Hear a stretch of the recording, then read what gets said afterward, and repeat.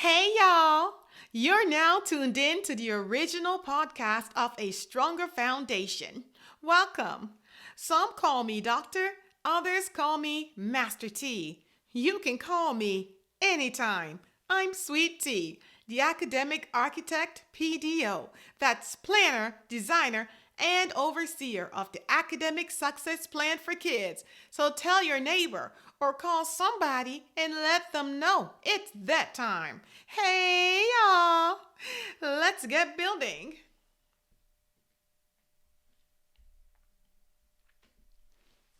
Hey, everyone, welcome. Wouldn't know what? No way. That's the name of this episode. So, this topic refers to how sometimes in life, when some people fail to take advantage of rigorous learning opportunities while young, the type of academic rigor that would have aligned them to be able to live a more favorable lifestyle as adults. But for whatever reason, during childhood, they opted for the less rigorous preparation, which essentially aligned them with the adult version of themselves that achieved a little better than a mediocre life. Now, at times, when they get frustrated as they witness the success of others who indeed embraced rigor while they were young, in that they sacrificed some of their playtime in order to build a solid foundation for their future. The less successful person begin to loathe the more successful person and feel like in fact they have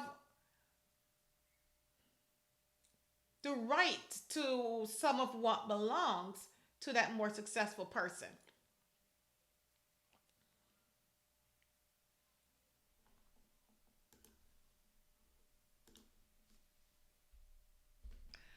And oftentimes to the point where the less successful person begin to feel like the fact that the more successful person have greater wealth, that in some way is a type of injustice against them. Now, the less successful individuals may even get to the level of frustration where they embrace ideas that something has been stolen from them and that something is possessed by the more successful individual. So then the less successful begin to feel entitled that a portion or all of the wealth the successful person has belongs to them. But little do they understand that the foundation that supports the prosperity of the more successful is not as shallow as they may believe. In fact, their accomplishments and success is often due to a deeper source reaching as far back as their childhood, during which time they established a strong academic foundation and combined book smarts with their natural smarts. Now, and so their success was not based on pure luck. Rather, the life they live, as well as their ambitions, are supported by a solid source.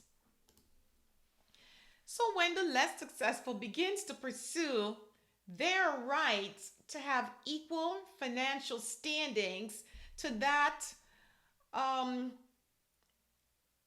of that individual and seek to be in their position. See, they may not understand that even if the wealth was handed to them, they wouldn't know what to do in order to avoid losing it. Because although it may seem easy to walk in the shoes of success, without the background knowledge that that person have, the less successful individual wouldn't have a clue how to sustain that life. Now, because they never developed the degree of learning that was necessary to prepare them to manage such a life. And so I know I'm babbling on, and I'm going around a mountain, and it's all in my attempt to be politically correct, right? So let me just get out with it. Obviously, the CEO of Disney World, he makes mad money. So if Disney World was handed over to one who lacks the business sense required to keep it functioning, how long do you think it would take before all the lights would go out? Right? So many times we fight to receive certain opportunities when in fact, even if it was handed to us, we wouldn't know what to do with it anyways. And one strong reason for that is the fact that for whatever reason, during our childhood building years, we failed to establish the core foundational skills that would have aligned us to the type of life we desire as adults. Now, this is a pattern that traps many individuals in a cycle. Now, in this cycle, they fail to take advantage of certain life building opportunities that are required, or I should say, those opportunities that require great sacrifice. And then they're forced to struggle later in life.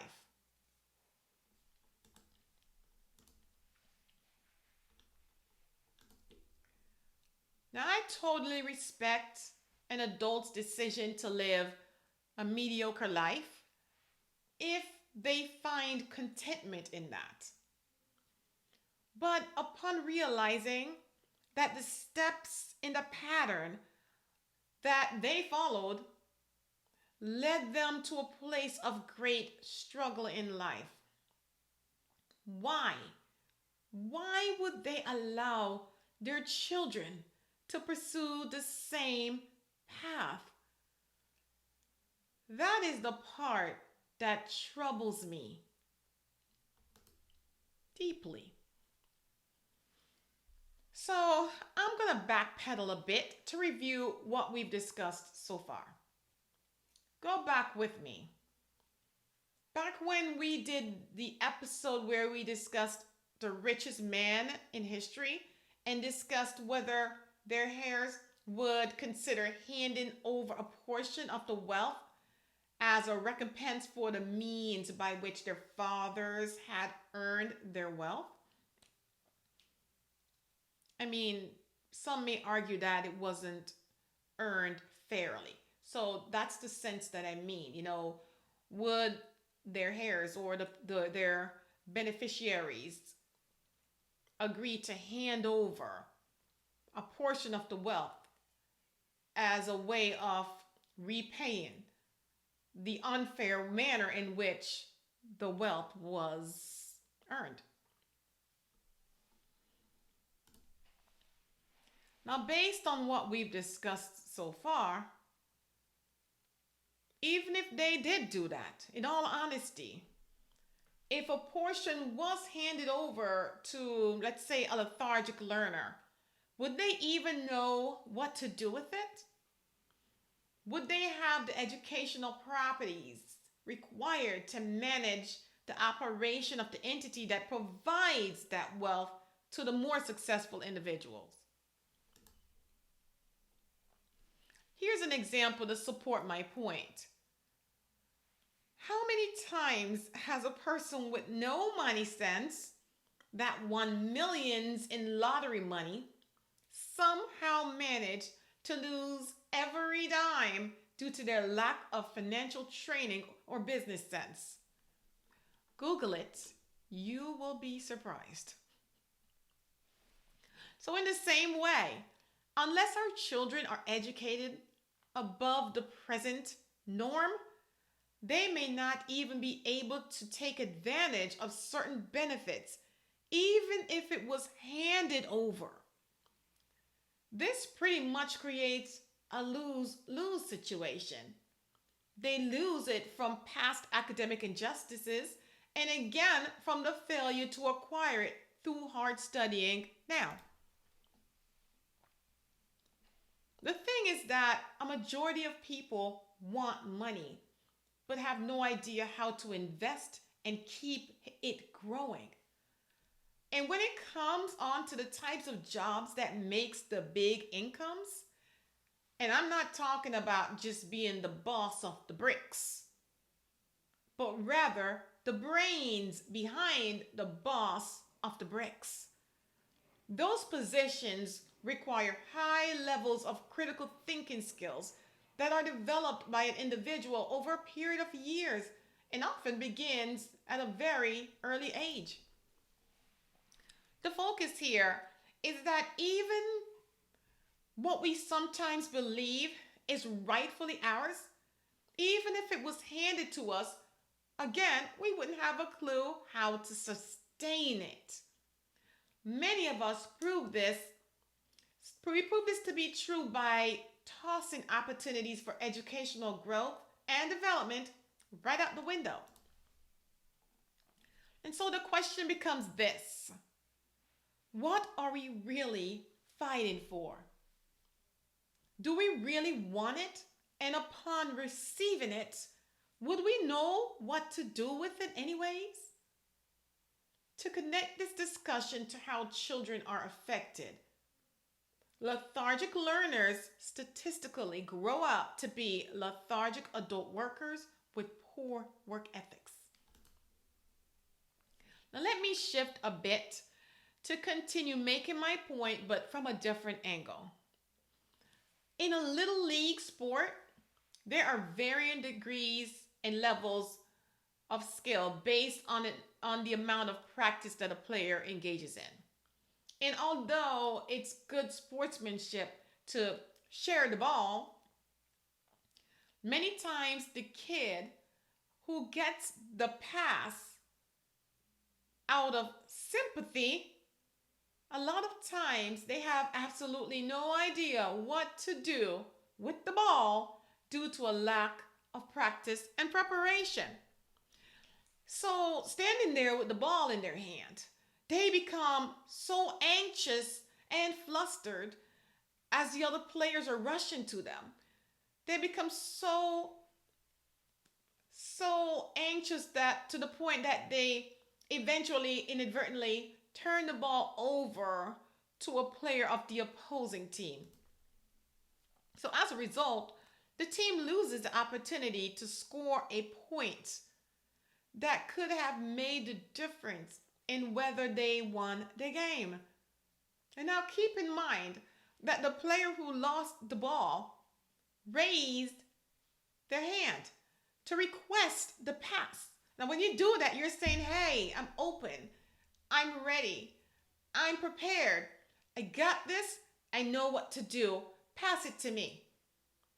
But instead, this player, all the while, is lacking the essential training and other sport related fundamentals and foundational skills that would have allowed that child to make the best of their possession of the ball. And so, as parents, we claim that we want the best for our children, don't we? We claim that we want the best for our children. But I suspect that term, the best, is used as a cliche. The way many kids are trained today is like like they're being prepared to live their worst life. Like they are just being trained just enough with basic survival skills as opposed to thrival skills. And yes, that's a word I just made up. Now, in one episode, we discussed entropy, which supports the idea of the natural tendency for disorder in the universe. Well, in a similar way, if special efforts are not devoted to laying the foundation of a best life in the future, then natural disorder will take effect in the individual's life as an adult.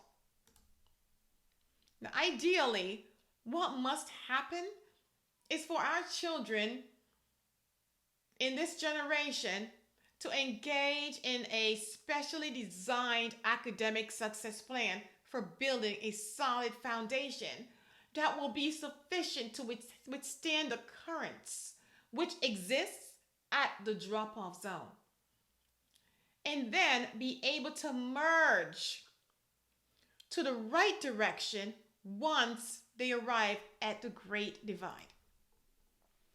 Please let us align our children's steps with success, real success, Rockefeller and JP Morgan success, the type of success enjoyed by the brains behind the bricks. You with me? Come on, parents. We need your help. Now, parents are the best at allowing their children to engage in free choice. But when it comes to their education, giving them that choice before a certain stage in their life can lead to unfavorable lifelong disadvantages. And so, parents, take a stand in favor of a long life of prosperity and success for your child. We are in this together. Thank you so much for listening.